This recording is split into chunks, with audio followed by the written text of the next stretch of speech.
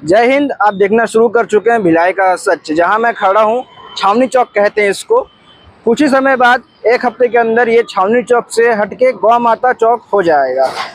कल और परसों यहां पर भिलाई निगम के महापौर और निगम के कुछ अधिकारी निरीक्षण करने आए थे, जो कि यहाँ का पूरा ब्यौरा लिए हैं, पूरा जांच किए हैं। और आसपास जो छोटे मोटे घर हैं, जो झोपड़ियाँ बना कर रहते हैं, उनको भी हटाने को कहा गया है। हटाने से पहले उनको पहले घर अलाट करा जाएगा, उसके बाद यहाँ से हटाया जाएगा। ये छावनी चौक सालों से है, इसको गौ माता चौक नाम से अब जाना जाएगा आने वाले समय पे। और चौक के बीचों बीच कहीं भी एक गौ माता की मूर्ति स्थापित की जाएगी। बहुत अच्छी बात है, गाय को हमारे देश में माता का दर्जा दिया जाता है, उनके नाम से चौक बनाया जा रहा है। बहुत खुशी की बात है, बहुत अच्छी बात है भिलाई शहर के लिए। लेकिन अब सवाल ये उठता है कि लाखों रुपए जब इस चीज़ में खर्चा हो सकता है, तो वो गाय, वो पशु जो कि सड़क के किनारे घूमते रहते हैं, 20 सड़कों पे घूमते रहते हैं, वो प्लास्टिक खा के और भी कई ऐसे कचरे खा के अपने जान गंवा देते हैं। पिछले महीने आपने सुना होगा कई गौठानों में ऐसे हालत थे, 50-60 गाय के बच्चे, गौवंश, इनकी हालत बहुत ख़राब हो गई थी। इनको देखने वाला कोई नहीं है।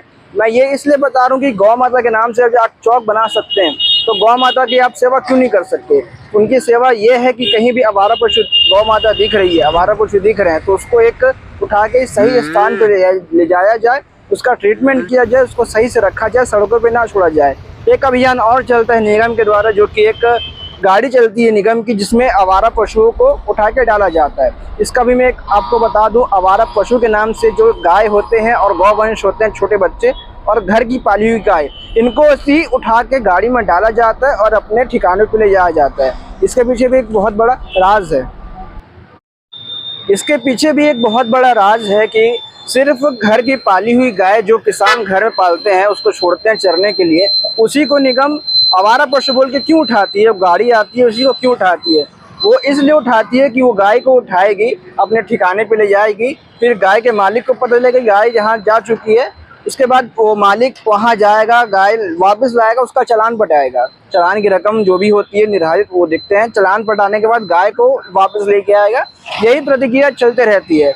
अब गाय को उठाया जाता है, लेकिन उसी के बाजू में सांड, जो बड़े बड़े बैल होते हैं, सांड होते हैं, उनको कोई हाथ नहीं लगाता। क्यों नहीं लगाता? क्योंकि उनका कोई माई बाप नहीं है, वो आवारा घूमते रहते हैं। उसको छुड़ाने के लिए कोई नहीं जाएगा, ये सबको पता है। और उठाने में भी कई लोग डरते हैं। सांड जो अक्सर सड़क दुर्घटना का जो बहुत बड़ा कारण है, वो सांड है। वापस लड़ाई में भी दुर्घटना करवाते हैं, लेकिन उनको ये गाड़ियां, ये लोग नहीं उठाते, क्योंकि ये उठाएंगे तो इनको लेने के लिए कोई नहीं आएगा।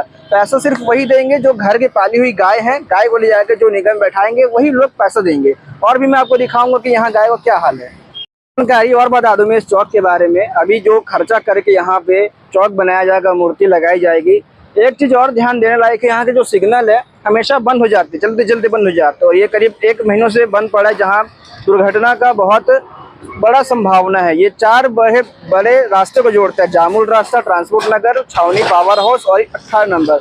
चारों जगह का जो एक चौराहा बनता है, वो यहाँ बनता है और यहाँ बड़ी बड़ी गाड़ियों का आवा जाना रहता है।